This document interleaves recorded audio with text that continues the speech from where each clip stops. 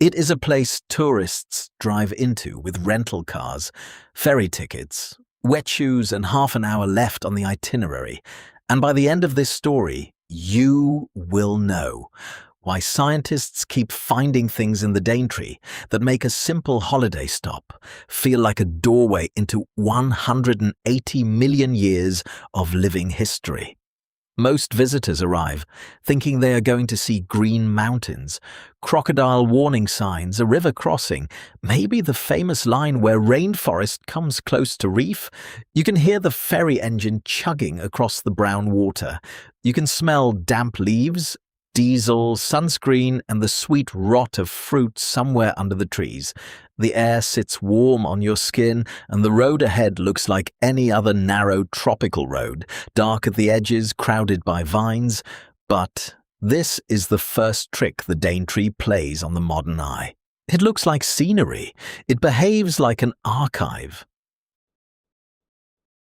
The Daintree, the world's oldest tropical rainforest and 50,000 years of Kuku Yalanji custodianship, is not famous enough for what it actually is. Its plant family lineage reaches back about 180 million years. That makes it more than 100 million years older than the Amazon in its modern form. So, when a visitor rolls down the window to take a quick photograph, they are looking at a living chain that began when the world map itself was almost unrecognizable. That is only the scientific half of the shock. Inside this same forest, the Eastern Kuku Yalanji have lived continuously for an estimated 50,000 years, long before World Heritage Committees, tourist maps, or modern biology. People here knew the tracks, the plants, the water, the seasons, and the responsibilities of this country. This forest was never just a wild backdrop waiting to be explained from outside. Everyone can see that. The question is, how a place so heavily photographed remained so deeply misunderstood, and what scientists are still finding beneath that green surface. If stories like this change the way you see familiar places, subscribe now, because this one is only just opening. To understand why that green surface keeps surprising scientists, you have to separate two kinds of age. Trees fall here, cyclones tear gaps in the canopy, seeds rot, sprout, fail, and rise again in the wet heat. The ancient part is deeper than any single trunk. It sits in the plant families, in the old lines of descent still growing through the forest today. When researchers speak of roughly 180 million years, they are talking about a living inheritance carried forward through change. You can walk under leaves that belong to branches of the plant family tree, with roots reaching back to a time when the continents were gathered in the southern supercontinent, Gondwana. That comparison with the Amazon matters because it resets the scale in your head. The Amazon is immense, famous, and alive with staggering diversity, but in its modern form, it is far younger than this rainforest. The Daintree's plant family story is over 100 million years older. That is the kind of number the mind almost refuses to hold. Human history shrinks, cities shrink, even ice ages start to feel recent, and yet the forest does not announce any of this. A tourist hears cicadas drilling through the air, water dripping from palm fronds, the soft slap of shoes on a wet track. The bark feels slick under a hand. The light comes down in green pieces. Nothing on the surface says, "This leaf belongs to a lineage older than the world you recognize." That is why the scientific discoveries here feel so strange. Sometimes the discovery is a relationship, a fern beside a creek, a flowering plant with an ancient family history, a seed that tells researchers this place preserved chapters of Earth's story, lost almost everywhere else. But age alone does not explain survival. Australia changed around this forest again and again. Dryness spread. Habitats shifted, rainforest withdrew from many places where it once held ground. So the next question becomes harder and more important. What protected this pocket long enough for those ancient lines to keep breathing? The answer begins with the shape of the land itself. Along this coast, steep ranges rise close behind the shoreline, and warm air coming in from the Coral Sea has nowhere easy to go. It climbs, cools, gathers, and falls back as rain. Rain is one reason the Daintree held on when so much of Australia dried around it. The forest sits in a narrow belt where mountain, cloud, river, and ocean keep feeding each other. On some days, mist hangs in the gullies like breath caught between the trees. Leaves shine with water, the ground smells of mud, bark, and crushed green stems. You can hear small creeks moving before you see them. This is where the phrase "oldest surviving rainforest" starts to feel less like a title and more like a problem scientists have to solve. Survival over deep time is never just luck. During colder, drier periods, rainforest across many parts of the continent pulled back.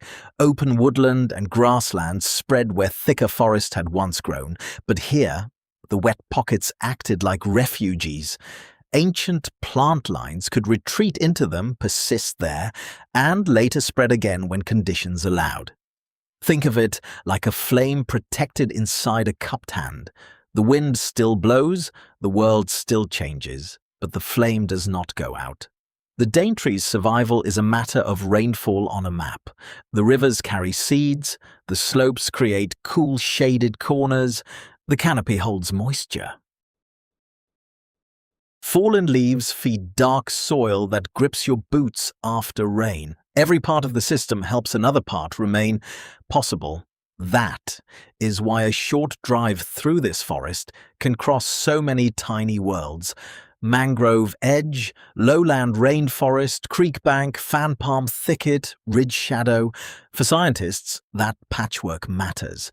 A forest that survived repeated climate pressure can show how life responds when the world becomes unstable. It can show what endures, what shifts, and what disappears first. But the outside world did not always understand the weight of what was sitting here. The formal recognition came much later, and when it did, the words used were unusually strong. Those words arrived in 1988 when the Wet Tropics of Queensland were placed on the UNESCO World Heritage List. It may sound, at first, like paperwork, a formal label, a line in an official register somewhere far from the smell of wet leaf litter and the rasp of insects in the trees. But the reason given for that listing is what matters. The area was recognized because it preserves an almost complete record of the evolution of plant life on Earth. Sit with that for a moment. It was the world admitting that the forest holds evidence of how green life changed across vast time. In the Daintree, that evidence is alive. It hangs over walking tracks, curls along creek edges, pushes through rotting logs, and rises in dark, crowded layers above the road. A visitor may brush past a leaf without knowing it belongs to a story scientists can trace back through ancient plant families. The forest keeps its record in bark, seeds, flowers, roots, and shade. World Heritage status also changed how many people were asked to see the place. A rainforest that had often been treated as scenery became part of a global scientific conversation. Researchers, conservation workers, and local custodians were looking at the same country through different kinds of knowledge. One measured species, ancestry, climate, and survival. The other carried memory, use, law, and responsibility through daily life on the land. The pairing is important. If you only listen to the scientific side, you miss the lived map held by the Eastern Kuku Yalanji. If you only speak of culture in the past tense, you miss the fact that custodianship continues now, with people still connected to the same rivers, tracks, plants, and sea country. The UNESCO listing made the Daintree famous in a new way. Yet, fame can flatten a place. It can turn a living system into a logo on a brochure. So, the deeper question becomes, what exactly did scientists see here that was rare enough to place this forest among the planet's most important natural archives? The answer begins with a number that sounds almost impossible. 12 out of 19. 12 out of 19 refers to the primitive flowering plant families recognized anywhere in the world. The Daintree contains 12 of them. It is the kind of fact that sounds tidy on paper, then becomes almost overwhelming when you stand under the canopy and realize the number is growing all around you. Flowering plants changed the planet. They reshaped forests, fed insects, fed birds, fed mammals, and built relationships that still hold ecosystems together. In many places, the earliest chapters of that story are known, from fossils, from fragments, from impressions pressed into ancient rock. Here, some of the oldest branches of that flowering plant story still have living relatives in the damp air. This is why scientists keep returning to the forest with notebooks, sample bags, cameras, and quiet patience. A small flower near a shaded track may carry clues about how early flowering plants survived. A fruit on the ground may point to an old partnership with the animals that move seeds through the forest. A leaf's shape, a seed's structure, the way a plant grows in heavy shade, all of it can matter. And for the listener at home, this is the part that changes the way a rainforest walk feels. The forest is full of rare plants. It holds living evidence from a stage of Earth's history that most people only imagine through museum displays. The wet smell after rain, the soft moss on a fallen log, the sudden shine of a leaf in broken light, those ordinary details sit on top of deep evolutionary time. New growth is everywhere. Young seedlings crowd the ground after a tree falls, vines race toward light, fungi soften dead wood until it gives way under pressure. The Daintree is old because its living lines have kept renewing themselves through collapse, regrowth, storm, heat, and shade. That renewal is exactly what makes the place so valuable to science. They are studying ancient inheritance still at work. But there is another form of inheritance here, just as important, and it did not grow from roots. It was carried in memory, practice, language, and responsibility for 50,000 years. That human inheritance belongs to the Eastern Kuku Yalanji, whose connection to this rainforest reaches back an estimated 50,000 years. Try to place that beside the scientific timescale for a second. The plants carry one kind of deep history. The people carry another, written through walking, gathering, naming, burning, teaching, and returning. For the Kuku Yalanji, this country is not a green wall seen from a tour bus window.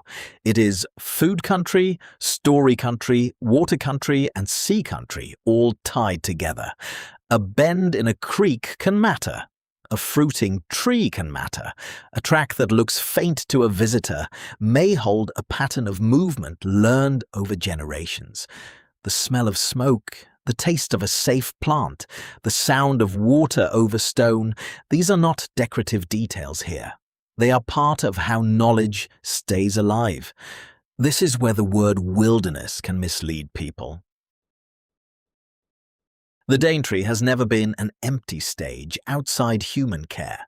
Long before modern conservation language, people were reading the forest closely enough to live with it through flood seasons, dry spells, storms, and change. They knew which plants could feed you, which ones needed careful treatment, which places required respect, and which paths connected rainforest to reef. And that knowledge is still present. It did not vanish into the past.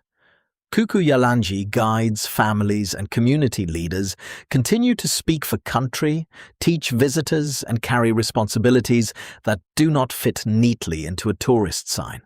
When a guide points to a plant and explains its use, that moment may sound simple. A leaf, a seed, a bark. But behind it sits a chain of testing, remembering, and passing on that reaches far beyond written records. Formal science can count species, map lineages, and describe ancient plant families. Custodianship adds another layer: how to live with this place without turning it into scenery alone. And once you understand that, the familiar tourist map starts to feel incomplete. The names printed on road signs are only one surface of the Daintree.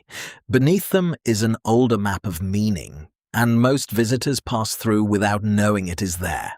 That older map is a set of different names. In Kuku Yalanji country, places carry stories, rules, warnings, and duties. A pool in the rainforest is cool water under hanging roots. A ridge is a place to look down through mist. A tree heavy with fruit is something pretty beside the track.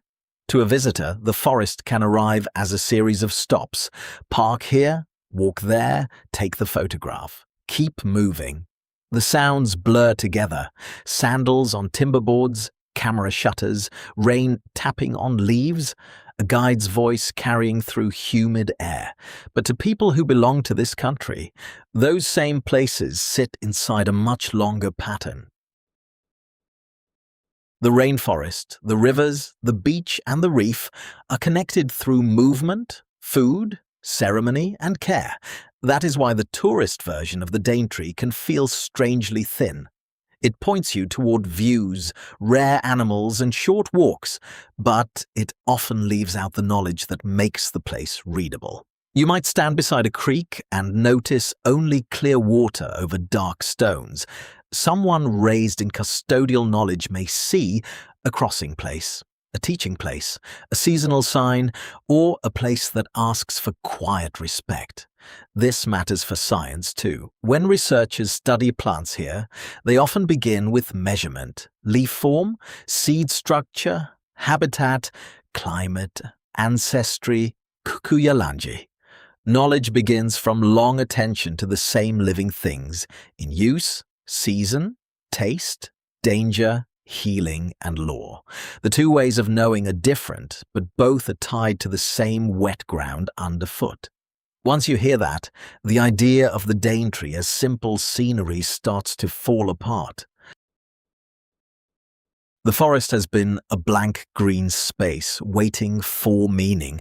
It has been known, managed, spoken for, and returned to across generations so numerous they are hard to imagine. But when outsiders looked at this country through maps, roads, titles, and development plans, that older knowledge was too often pushed to the edge, and once a living place is treated as a backdrop, decisions can be made that cut straight through it. They came as plans, survey lines, property boundaries, access roads, power poles, and the quiet language of progress. On paper, a line through rainforest can look clean. On the ground, it means cut roots, opened canopy, hotter edges, broken movement for animals, and weeds, finding sunlight where deep shade once held them back. The Daintree survived deep time, but modern pressure moves differently. It does not need a million years. A small clearing can change drainage. A new track can bring traffic, noise, rubbish, and faster access to land that once recovered slowly under leaf fall and rain. You hear it in the contrast: the low hum of insects, then an engine, the drip from leaves, then gravel under tires, the smell of wet soil, then fuel and fresh-cut timber. Protection here was never automatic. The forest's age did not place an invisible shield around it. Scientists had to explain why its plant families mattered. Conservation workers had to argue for habitat, water quality, and rare species. Local people had to keep insisting that this was country. It was about who had the right to define what the place was. This is where the story becomes uncomfortable. A rainforest can be protected on a government map and still be managed in a way that leaves its oldest custodians at the edge of authority. A sign can say, World Heritage, A brochure can praise ancient nature. But if the people with 50,000 years of connection are treated as guests in decisions about their own country, something essential is still missing. So, the Daintree entered a strange modern chapter. It was famous, protected, studied, visited, photographed, and still not fully returned to the people whose knowledge had helped keep it legible for generations. That gap sat beneath every tourist crossing, every guided walk, every official boundary. Then, after years of negotiation, the language around the forest began to change. Something much deeper was placed on the table, ownership and management returning to Eastern Kuku Yalanji hands. That change came in 2021, when Queensland agreed that the Daintree, along with other nearby national park lands, would be returned to Eastern Kuku Yalanji ownership and management. It was a legal step, yes, with agreements, boundaries, and staged responsibilities. But spoken plainly, it meant something far older was finally being recognized in modern law. The handover did not create the Kuku Yalanji relationship with the forest. It acknowledged a relationship that had already survived for about 50,000 years. That is the part many people miss. The forest was not waiting for recognition in order to become country. It already was. The agreement changed who was formally allowed to lead, speak, protect, and plan for its future. Imagine standing beneath the canopy after rain, with mist lifting from the road and the leaves still ticking with drops. A sign may tell you this is protected land. A guide may tell you which plant has a use, which track carries memory, which creek needs respect. Those two forms of knowledge can now stand closer together: official conservation and living custodianship, science and responsibility, protection and belonging. The Daintree, the world's oldest tropical rainforest and 50,000 years of Kuku Yalanji custodianship, makes the usual idea of heritage feel too small. Heritage is often treated as something preserved behind a fence. Here, heritage breathes, grows, sheds leaves, floods, flowers, and has to be cared for every day. It includes ancient plant families, but also decisions about visitors, roads, weeds, fire, water, and the pressure of a warming climate. And this is why the 2021 agreement matters beyond a headline. A rainforest. This old cannot be managed well if it is treated only as a scientific site. It also cannot be understood if living custodianship is reduced to a welcome sign at the entrance. The future of this place depends on both forms of attention staying in the same conversation. Yet, even with world recognition, returned ownership, and generations of knowledge, the forest still keeps much of itself out of easy reach. Above the walking tracks, below the leaf litter, inside seeds, fungi, and shaded gullies, scientists are still finding questions they cannot answer quickly. And the final surprise is what that says about every visitor who thinks they have already seen the Daintree. So the final surprise is not that the Daintree has one last secret waiting behind a curtain. It is that the whole place is still being read, slowly, carefully.